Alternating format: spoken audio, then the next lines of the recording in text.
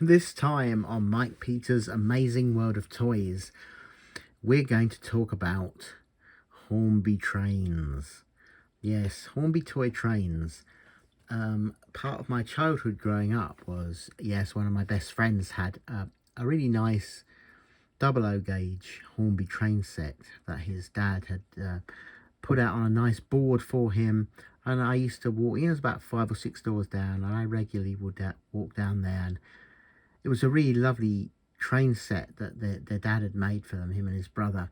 And they had a Flying Scotsman model and a few other bits and pieces. And occasionally they had, on a special occasion, their dad would come out with a little dropper, and he'd put little drops of, I don't know what it was, I didn't know what it was at the time, of some mystery fluid into them, and it'd actually make steam as they went round, make smoke, I mean, as they went round. Anyway, what I wanted to talk about was, yeah, Hornby. They're in the news kind of at the moment as for toy-wise, or in the toy world, because they're relaunching their TT scale, which has, been a little bit controversial. But I didn't want to talk about that now. With me, it's more about the older toys. And this was something that Hornby launched in 1979, and it's, it was quite very brave at the time, I think. And hindsight's a wonderful thing, but let's have a look at the model. And you probably may have seen it, and some of you probably know it as well, but we'll just get it into focus for you so you can see it. Let's get the camera down here. It is, of course, yes, their live steam Stephenson's rocket from 1979/80.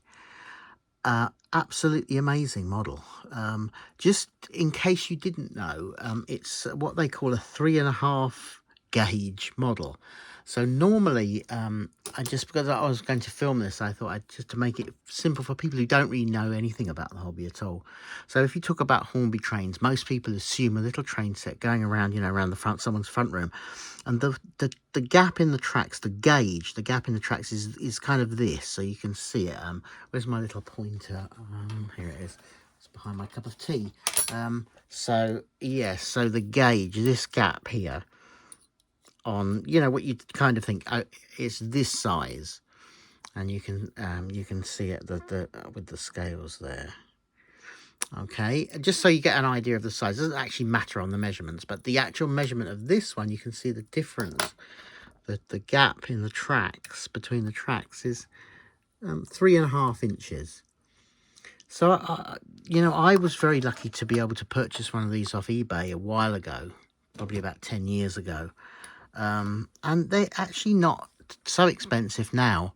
And they certainly weren't expensive when they were launched. A little bit of research.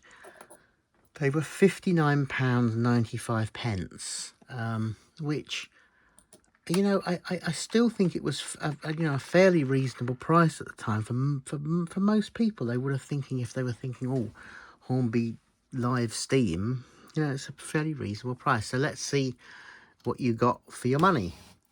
Well, you got a great big box. Now, I did film a little bit for the box, so we'll just show you that. So here's the original box art. And yeah, who would not be tempted by that? 10-year-old boy, looking at that. My goodness me. Yeah, it's unbelievable. And luckily enough, actually, this box still actually has the original price ticket on there. I'm not sure if it will show up, actually, if it will focus on there, but it's actually I don't know if you can see, it's £59.95. Yeah, it's pretty amazing, isn't it? Under £60 in 1980. Yeah, there it is, the box. I want one. Can I have one, Dad? So that was in the box, but this is this what's inside the box. So it's pretty amazing, isn't it? You can see it. It works. When the wheels go round, the pistons move up and down. But they had one.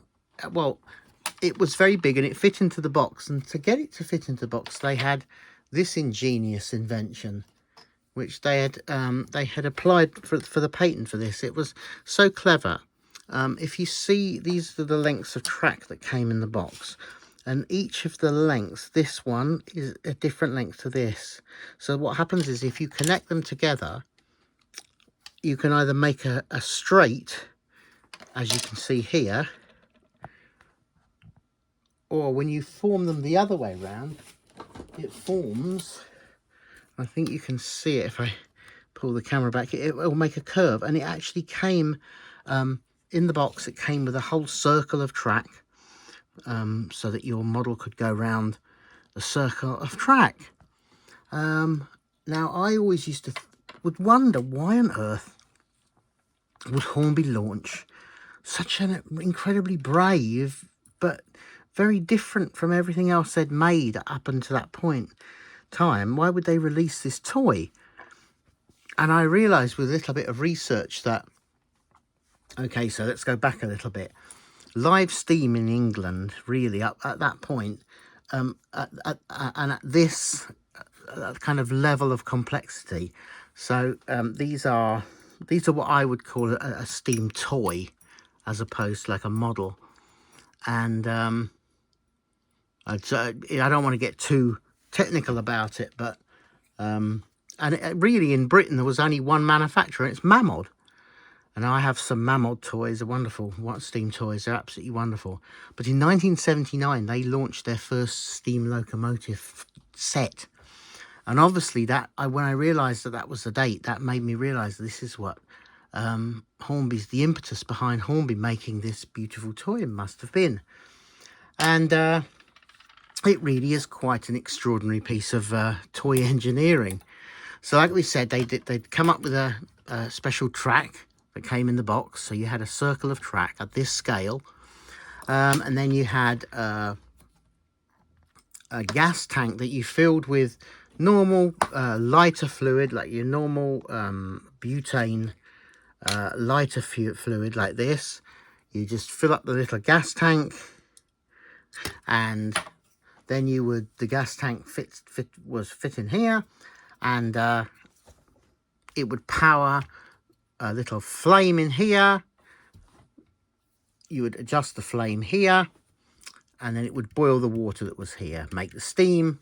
Hey presto. Now the one Achilles heel of this model, first of all, and I'm trying to put together the pieces myself here, trying to figure out what probably happened. And I think what happened was they brought it in, like I said, it was just under £60 at the time in 1980.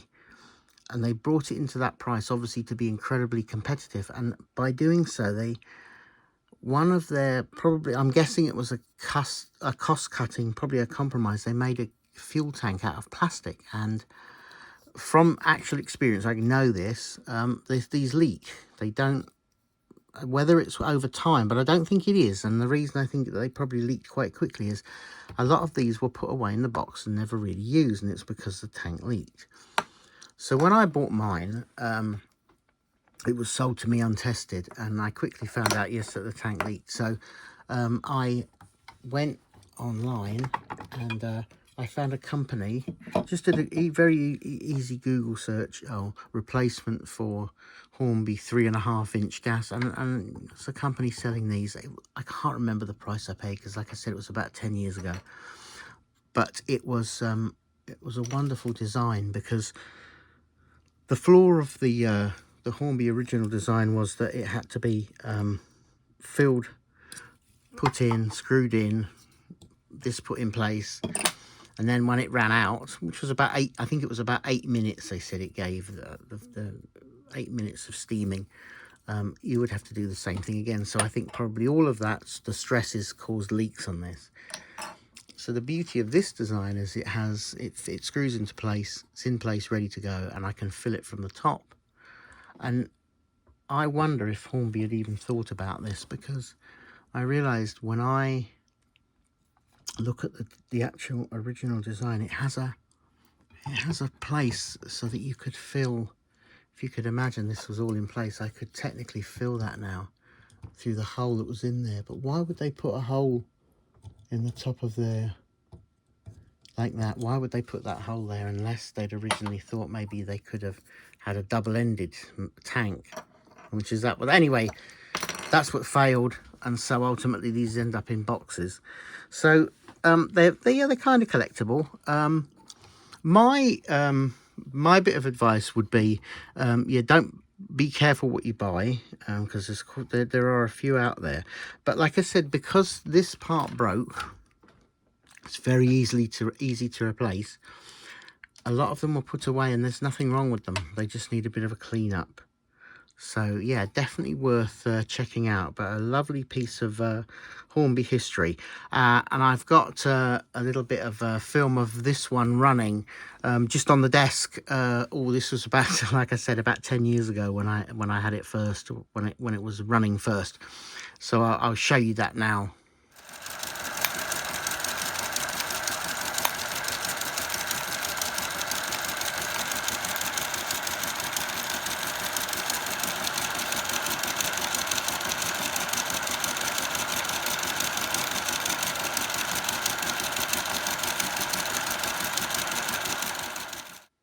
So there you have it.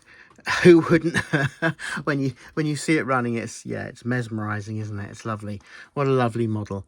Well, thank you for joining me again. Please subscribe, like and comment, and keep collecting, and I'll see you next time. Bye.